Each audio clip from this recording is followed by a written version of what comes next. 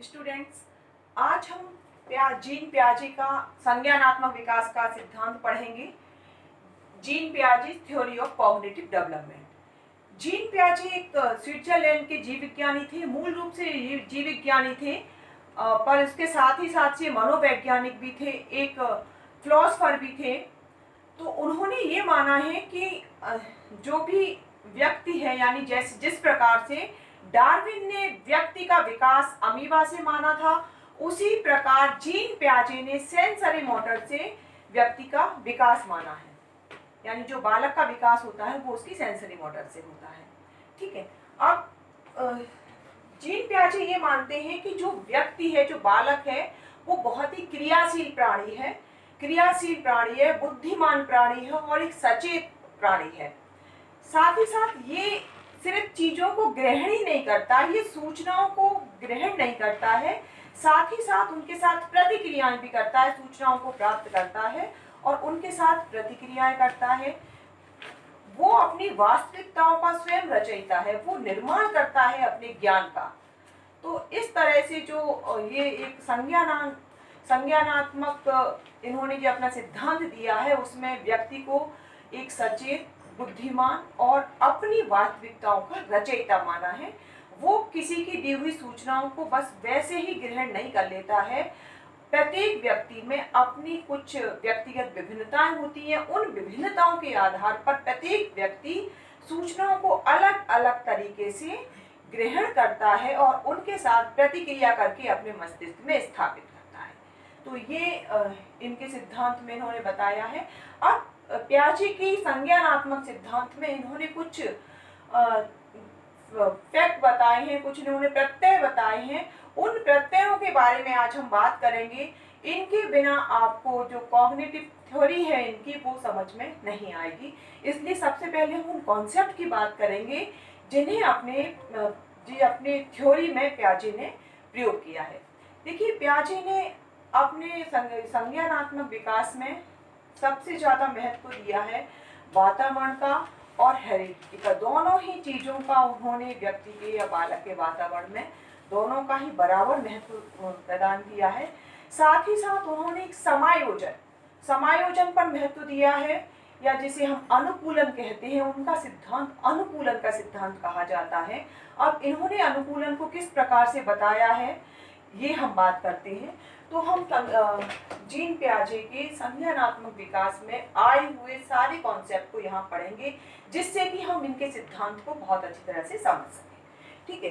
तो इनकी जो संज्ञानात्मक विकास की प्रक्रिया है, कॉग्निटिव प्रोसेस है इनकी, किसी बालक के माइंड की, उसके अंदर की इन्होंने कुछ प्रक्रियाएं बताई हैं किस तरह से बालक का ज्ञानात्मक विकास होता है। तो पहला उन्होंने एक कॉन्सेप्ट दिया है स्कीमास का। स्कीमा यानी स्कीमा को बालक के अंदर कुछ जानकारियों का, सूचनाओं का कुछ उन्होंने आरेख बताया है। आरेख या संरचनाएं हैं, देखे हुए नए ज्ञान की संरचनाएं हैं जो उसके मस्तिष्क में स्थापित हो जाती हैं, जिसे पियाजे ने स्कीमास का नाम दिया है। ये है सर्टेन सेट ऑफ स्ट्रक्चर। जो भी वो देखता है, ज्ञान प्राप्त करता है, उसे उसने अपने मस्तिष्क में किस तरह से उस सूचना को सेट किया है, ये है स्कीमा। कुछ आरेख उसके मस्तिष्क में, जैसे बच्चे ने कोई भी नई चीज देखी, उसने एक चिड़िया उड़ते हुए देखी, चिड़िया आसमान में देखी, उसके दिमाग में एक ऐसा चित्र बन गया है कि चिड़िया आसमान में उड़ती है, इसके पंख होते हैं, ये आसमान में उड़ती है। ठीक है। तो जो भी उसे ज्ञान प्राप्त होता है, किसी व्यक्ति को देखता है, नई सूचना को देखता है, कोई जानवर दिखाई देता है, यानी जो भी उसे ज्ञान दिखाई देता है, ज्ञान जो नई सिचुएशन देखता है, उसके बारे में कुछ संरचनाएं वो अपने मस्तिष्क में स्थापित कर लेता है, जिन्हें पियाजे ने स्कीमास नाम दिया है। ठीक है। दूसरा है एसिमिलेशन यानी आत्मसात्करण। आत्मसात्करण क्या है? पियाजे ने कहा है कि जब बालक किसी चीज को देखता है, नए ज्ञान को प्राप्त करता है, तो उसे ग्रहण कर लेता है। उसे, जैसे आपने देखा था कि स्कीमा बनाता है अपने मस्तिष्क में, वो एसिमिलेशन के द्वारा बनाता है कि किसी नई चीज को, नए ज्ञान को उसने सीख लिया और अपने मस्तिष्क में उसे स्थापित कर लिया। मान लीजिए उसने कोई ऐसी चीज देखी है, मान किसी व्यक्ति से मिला है, उस व्यक्ति की छवि उसके मस्तिष्क में बैठ गई। किसी भी कार्य करने का तरीका उसने देखा और उसे वो सीख के अपने माइंड में उसने सेट कर लिया, तो वो क्या है, उसका एसिमिलेशन, नए ज्ञान को सीखना, उसे आत्मसात करना, ये उसका एसिमिलेशन है। और दूसरा, अब उसने किसी ज्ञान को ग्रहण कर लिया है।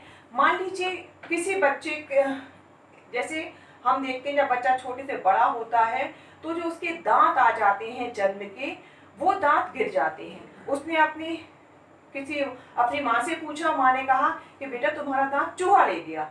अब ये चीज उसने अपने मस्तिष्क में बिठा ली। मान लीजिए उसने एसिमिलेशन कर लिया है कि उसके दांत को चूहा ले गया।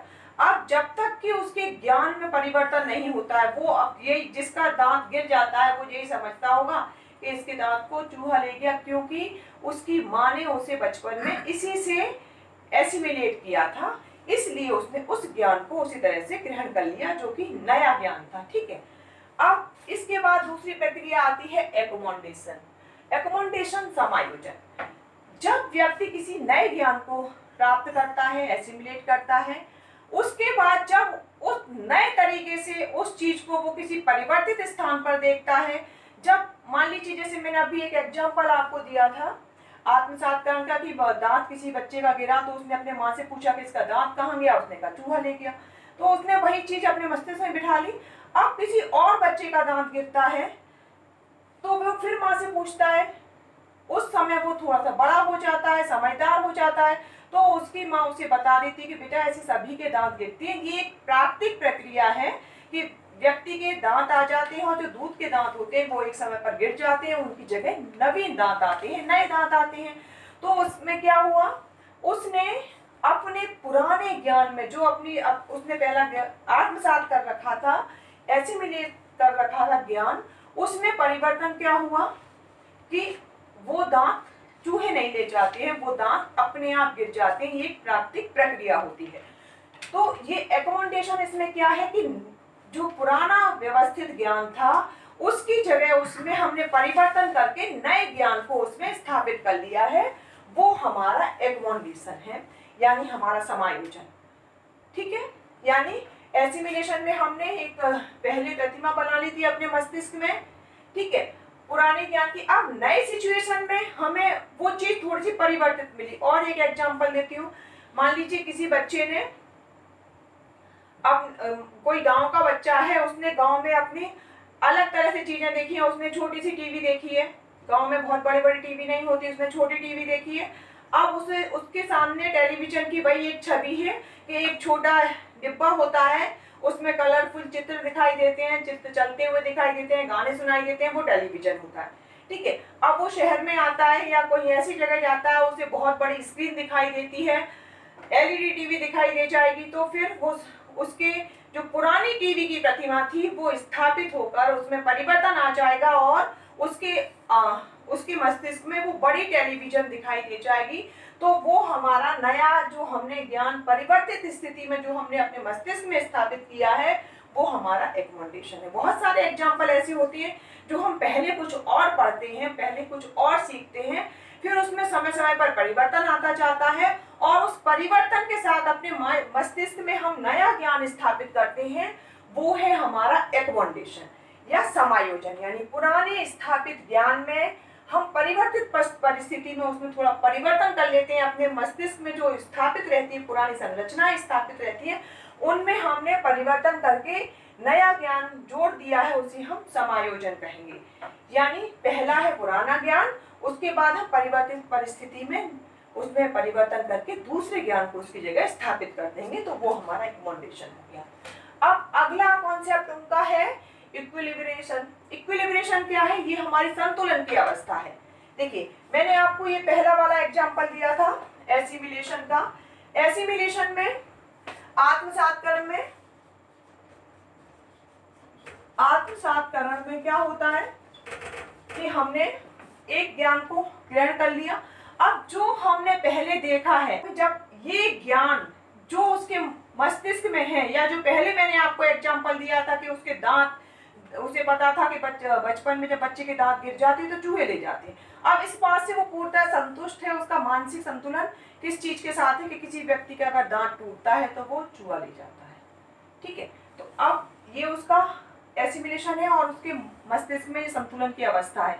जब वो नई अवस्था में जाता है, बालक नई अवस्था में गया, न्यू सिचुएशन आएगी, उसके पास नई परिस्थिति आएगी, तो क्या होगा, उसने नया ज्ञान देखा, नए तरीके से चीजों को देखा, तो उसमें क्या हो जाएगा, असंतुलन की, उसकी संतुलन की अवस्था है वो बिगड़ जाएगी, ठीक है। तो ये असंतुलन की अवस्था है, जो उसके ज्ञान में जब परिवर्तन होता है तो असंतुलन की अवस्था आ जाती है। पर इससे पहले वाली अवस्था, जब उसने पुरानी ही चीज को देखा था, तो वो कौन सी स्थिति थी, संतुलन की, क्योंकि उसने जो चीजें देखी थी वही उसे उस समय उसके बाद दिखाई देती हैं, तो वो संतुलन की अवस्था में रहता है। जब तक कि नया ज्ञान, नई परिस्थितियों का ज्ञान उसके सामने नहीं आ जाता है, ठीक है। तो इक्विलिब्रेशन क्या हो जाए, संतुलन की स्थिति। जब बालक एसिमिलेशन में है तो उसके अंदर इक्विलिब्रेशन आ जाएगा, ठीक है। अब देखिए, अब क्या होगा, अब जब उसकी नई परिस्थिति में उसने किसी चीज को देखा तो उसके मस्तिष्क में ज्ञान की संरचनाएं बदल जाएंगी, अलग तरीके से वो नई चीजों को देखेगा और फिर उसमें समायोजन करके नई चीजों में, नई सिचुएशन के आधार पर उसने अपनी जो मस्तिष्क की संरचनाएं थी उसमें परिवर्तन किया, ठीक है, और फिर उसे दोबारा से स्थापित कर लिया। तो जो संतुलन की स्थिति थी पहले असंतुलन में आई, जब एकोमोडेशन हो जाता है तो वो दोबारा से संतुलन हो जाता है, फिर संतुलन हो जाएगा, ठीक है। इसके बाद फिर संतुलन की स्थिति आ जाएगी, क्योंकि अब उसने उस नए ज्ञान को भी अपने मस्तिष्क में स्थापित कर लिया है परिवर्तित परिस्थितियों में। तो जो उसकी असंतुलन की स्थिति थी वो दोबारा से संतुलन में आ जाएगी, ठीक है। तो ये सारी चीजें हैं। और जो एसिमिलेशन और एकोमोडेशन है, आत्मसात करना यानी नई चीज को ग्रहण करना, और उसके बाद में जब नई परिस्थितियों में, बदली हुई परिस्थितियों में वही चीज हमें दिखाई देती है, उससे परिवर्तित चीज दिखाई देती है, तो हमें एकोमोडेशन हुआ, समायोजन हो गया। और ये दोनों ही चीजें एडेप्टेशन का पार्ट है, अनुकूलन। इसी प्रकार से हम वातावरण की सभी चीजों के बारे में ज्ञान प्राप्त करते हैं, तो ये व्यक्ति का अनुकूलन होता है। तो ये अनुकूलन है। इस प्रकार से व्यक्ति नई नई चीजों के बारे में ज्ञान प्राप्त करते रहता है। व्यक्तिगत विभिन्नताएं असंभावी है, इसलिए प्रत्येक व्यक्ति अलग अलग स्तर तक ज्ञान प्राप्त करता है।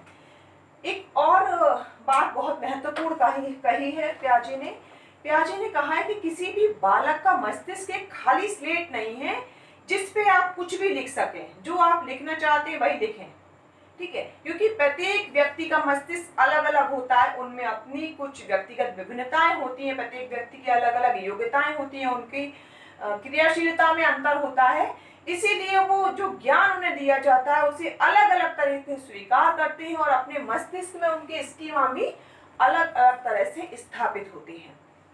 और साथ ही साथ उन्होंने ये भी कहा है, ना तो व्यक्ति का मस्तिष्क एक खाली स्लेट है जिस पर आप जो चाहेंगे वही लिखा जाएगा, और ना ही कोई आईना है जो आप दिखाना चाहेंगे बच्चा वही देखेगा।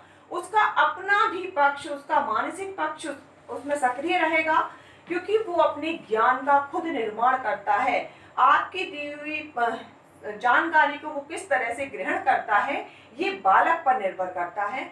इसलिए जीन प्याजे अपने बालक को बहुत ही क्रियाशील मानते हैं, उसे अपने ज्ञान का खुद निर्माता मानते हैं कि वो अपने ज्ञान का खुद निर्माण करता है, वो अपनी वास्तविकताओं का स्वयं रचयिता है।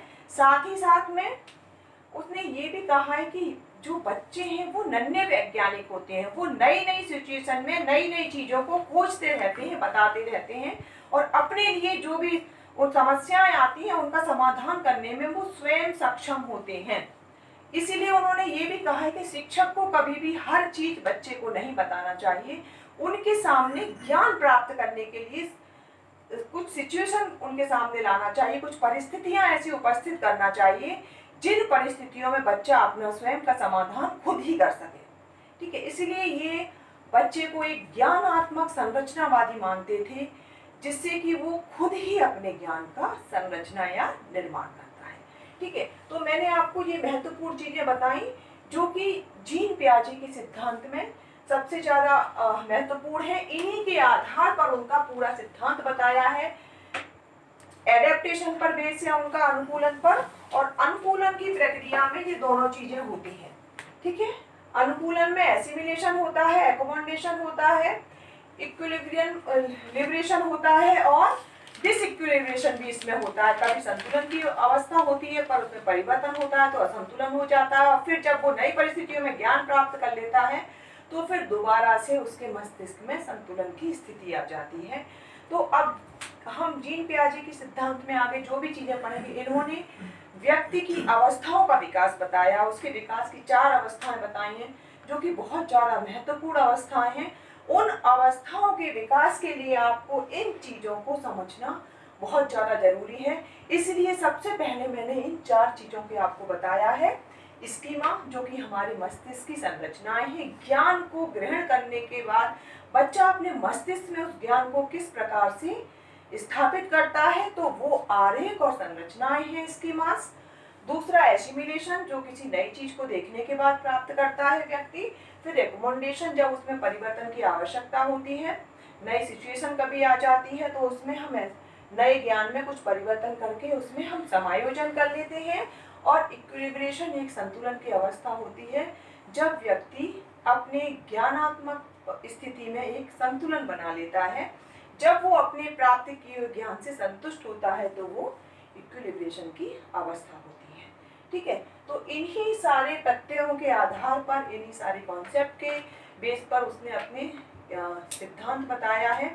इनके कुछ स्टेजेस बताए हैं जिनको हम नेक्स्ट वीडियो में बताएंगे। आज के लिए बस इतना ही।